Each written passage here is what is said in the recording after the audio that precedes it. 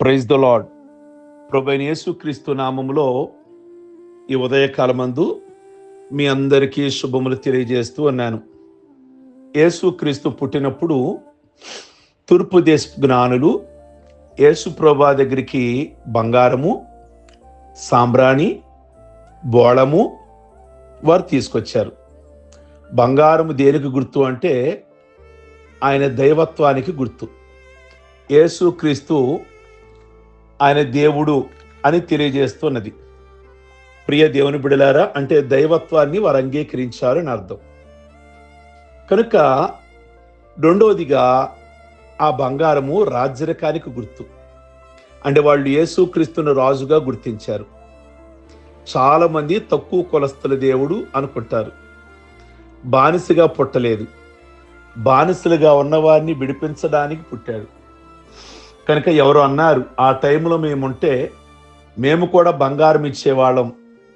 అంటే యేసుక్రీస్తు పుట్టినప్పుడు నిజంగా మనం ఉంటే బంగారం ఇచ్చేవాళ్ళం అంటారా? కనుక అనడం కాదు, వాళ్ళు కేవలము బంగారము తీసుకొని వెళ్ళి మరి ప్రభువు కర్పించినట్లుగా, అంటే ఆయన దేవుడు అని తెలియజేస్తుంది ఆ బంగారం. రెండోది, ఆ బంగారము యేసుక్రీస్తు రాజు అని తెలియజేస్తున్నది. అంటే వాళ్ళు ఒప్పుకున్నారు. ప్రియ దేవుని బిడ్డలారా, అందుకే దావీదు కూడా అంటాడు, ప్రభువును రాజు అయిన నా దేవా, నీవు నాకు రాజుగా ఉన్నావు అన్నట్లుగా దావీదు ఎన్నో కీర్తనలో తెలియజేస్తాడు. కనుక ఈ యొక్క ఉదయకాలం ముందు మూడవదిగా బంగారము పరిశుద్ధతకు గుర్తుగా ఉన్నది. కనుక యేసుక్రీస్తు పరిశుద్ధుడు. ఆయన ఎక్కడా కూడా అపవిత్రత అన్నది లేదు. అలాగే వాళ్ళు తీసుకొచ్చిన రెండో బహుమతి సాంబ్రాణి. సాంబ్రాణి అనగా ఆనాడు పూజల్లో మరి వాడు భగవంతునికి అర్పించేవాళ్ళు, అనగా ఆరాధనకు యోగ్యుడు అని తెలియజేస్తుంది. అంటే ఈయన పూజనీయుడు. ప్రియమైనటువంటి దేవుని బిడలారా, మరి మీరు ఆరాధిస్తున్నారా ఆయన్ని? కనుక మీరు ఎవరిని ఆరాధిస్తున్నారు? సృష్టినా, లేక దేవదూతలనా, లేక నక్షత్రాలనా, లేక మనుషులనా? కనుక అవి ఆరాధనకు యోగ్యులు కారు. కేవలం యేసుక్రీస్తు మాత్రమే ఆరాధనకు యోగ్యుడు. సహజంగా మనకి ఎవరైనా సహాయం చేస్తేనే మనం వాళ్ళకి థ్యాంక్స్ అని తెలియజేస్తాం కదా. కనుక మనుషులకి కృతజ్ఞత కలిగి ఉండండి, నో ప్రాబ్లం. కానీ ఆరాధనకు మాత్రము వాళ్ళు యోగ్యులు కాదు. కనుక ఈ రోజున ఆ సాంబ్రాణి అంటే ఆయన ఒక్కడు మాత్రమే ఆరాధనకు యోగ్యుడు. ఈరోజు చాలా మంది మనుషులను ఆరాధించేవాళ్ళు లేకపోలేదు. క్రికెట్ వాళ్ళని ఆరాధించేవాళ్ళు, సినిమా వాళ్ళని ఆరాధించేవాళ్ళు. కనుక భగవంతుడు మాత్రమే పూజకు అర్హుడు అని తెలిపారు.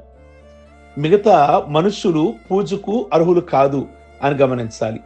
పరలోకములో 24 మంది పెద్దలు ఆరాధన చేస్తున్నారు కదా.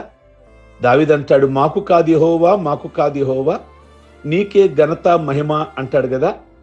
ప్రియ దేవుని బిడ్డలారా, యెషయా గ్రంథం 6వ అధ్యాయంలో కూడా దేవదూతలు ఆరాధిస్తూ ఉన్నారు కదా, నిత్యము పరిశుద్ధుడు పరిశుద్ధుడు అని. కనుక మూడోదిగా జ్ఞానులు తీసుకొచ్చింది ఈరోజు మనం మాట్లాడాల్సింది బోళము. ఆల్రెడీ మనం బంగారం గురించి ఓ రోజు చక్కగా మాట్లాడుకున్నాము. రెండోది సాంబ్రాణి గురించి మాట్లాడుకున్నాము. కనుక ఈ మార్నింగ్ ప్రేయర్స్లో మీకు అవి యూట్యూబ్లో ఉన్నాయి, చాలా వివరంగా మాట్లాడుకున్నాం. మూడో వ్యక్తి తీసుకొచ్చింది బోళము, కానుకగా సమర్పించాడు. బోళము అంటే ఔషధ గుణాలు కలిగిన ఒక చెట్టు, ఔషధ గుణాలున్న ఒక చెట్టు. ఒక చిన్న చెట్టు బోళమైతే దానిలో చాలా ఔషధ గుణాలు ఉంటాయి అని శాస్త్రవేత్తలు గుర్తించారు. అంటే ఆ మూడో వ్యక్తి తీసుకొచ్చిన బోళము ఎందుకు అర్పించాడు అంటే యేసుక్రీస్తు ప్రభు యొక్క మరో లక్షణం, ఆయనలో మరొక అద్భుతమైన లక్షణాన్ని ఆయన తెలియజేస్తున్నాడు. బోళం ఏ విధంగా ఔషధ గుణాలు కలిగి ఉందో, బోళము ఏ విధంగా స్వస్థపరిచే గుణాన్ని కలిగి ఉందో, యేసు ప్రభు కూడా స్వస్థపరచడానికి ఈ లోకానికి వచ్చాడు. యేసుక్రీస్తు ప్రభు కూడా మనిషికి స్వస్థత ఇవ్వడానికి వచ్చాడు అన్న ఉద్దేశాన్ని తెలియజేస్తున్నాడు ఈ మూడో వ్యక్తి. బోళము కానుకగా సమర్పించాడు.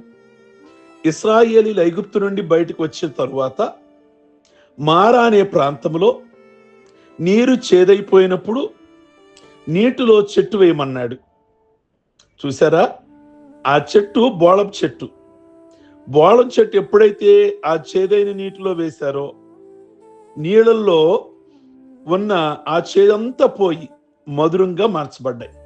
మోషేతో ప్రభు అన్నారు, ఆ చెట్టు కొమ్మను నరికి అందులో వేయమన్నారు. మోషే అలాగ చేశాడు కనుక ఆ చేదంతా పోయింది, కనుక మధురంగా మార్చబడింది. ప్రియ దేవుని బిడ్డలారా, మనుషులకు చాలా ఆరోగ్యం కలగజేసేదిగా అది మనకు కనబడుతుంది అని శాస్త్రవేత్తలు కూడా తెలియజేశారు. యేసు ప్రభు వారికి బోళం అర్పించడంలో ఈ మూడో వ్యక్తి ఏం గుర్తించాడో తెలుసా? నువ్వు స్వస్థపరచడానికి ఈ లోకానికి వచ్చావు అని తెలియజేస్తున్నాడు.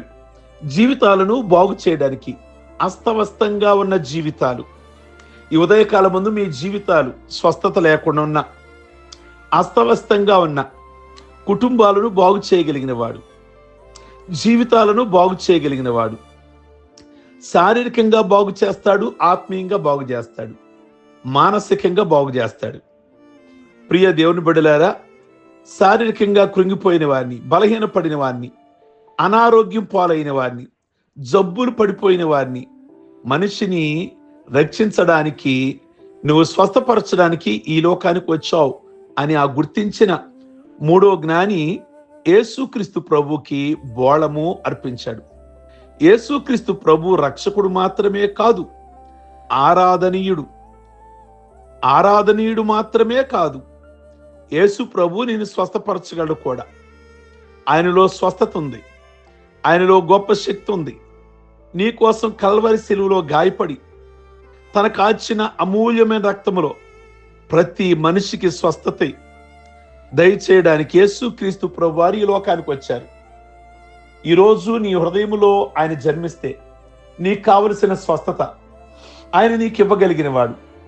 మనుష్యుడు నీకు స్వస్థత తీసుకురాలేడు, కానీ యేసుక్రీస్తు ప్రభు యొక్క శక్తి, ఆయన రక్తము, ఆయన నామములో గొప్ప విడుదల, గొప్ప జయము, గొప్ప శక్తి ఉంది అనే వాస్తవాన్ని ఈ ఉదయకాలమందు గమనించాలి.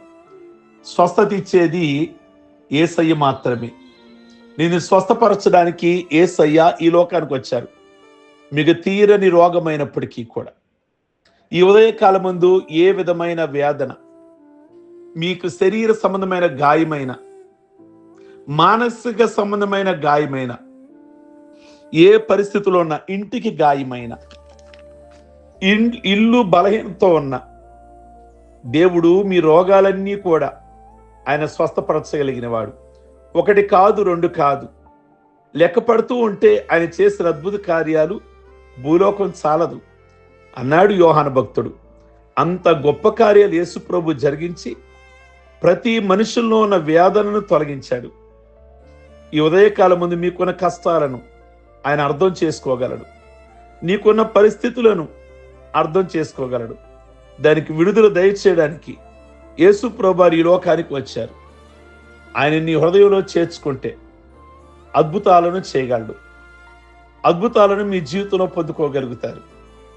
ప్రియ దేవుని బిడ్డలారా, అందువల్ల ఆ జ్ఞానులు యేసు ప్రభువుని గుర్తించి 3 బహుమానాలు, ఒకటి ఆయన రాజు అని బంగారం తీసుకొచ్చారు, ఆయన ఆరాధనీయుడు అని సాంబ్రాణి తీసుకొచ్చారు, ఆయన స్వస్థపరచగలిగిన వాడు అని బోళం తీసుకొచ్చారు.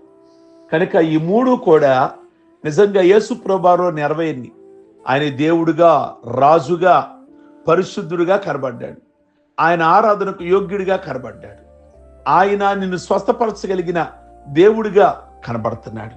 ఈ ఉదయకాలం మందు అట్టి దేవునికి దూరం కావద్దని, అట్టి శ్రేష్టమైన దేవుడు ఈరోజు నీ ఇంటికి రక్షణ ఇచ్చారు, రక్షణ పంపించారు. అనవసరంగా తృణీకరించమాకండి, యేసయ్యను త్రోసివేయమాకండి, యేసయ్య మాటలు త్రోసివేయమాకండి. యూదులకు ఇవ్వాల్సిన అవకాశం ప్రభు ఇచ్చారు, వాళ్ళు కాదన్నారు గనక మనకి ఈ రోజు వచ్చింది. మనం కూడా కాదంటే, మీరు కూడా కాదంటే ఈ రక్షణ వేరొకరికి ఆయన అప్పగిస్తాడు. కనుక ఇట్టి ఛాన్స్ని, ఇట్టి అవకాశాన్ని మీరు మిస్ అవద్దని ప్రభువుని కలిగి జీవించమని మనం ప్రార్థించుకుందాం.